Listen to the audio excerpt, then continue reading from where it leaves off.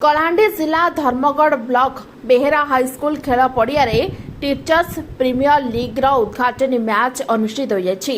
दंतेश्वरी सरकारी उच्च विद्यालय बेहेरा शिक्षक मानक उद्यम क्रमे आरंभ होइथिबा प्रीमियर लीग रो उद्घाटनी मैच जीएम पब्लिक स्कूल और दंतेश्वरी उच्च विद्यालय बेहेरा मध्य अनुष्ठित होइतिला।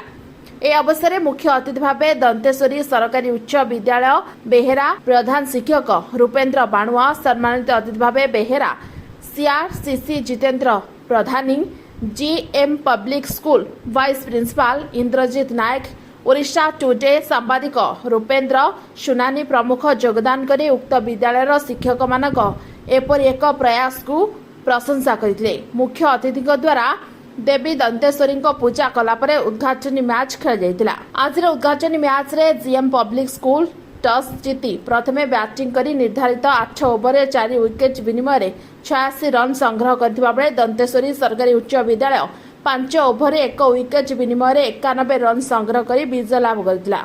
धर्मेन्द्र पटेल एवं बिरंची नायक अंपायर भावे आज उद्घाटनी मैच को परिचालना करथिबा बेले सुशांत भैंसल स्कोर और पद्म कांत धारा विवरणी प्रदान करथिले।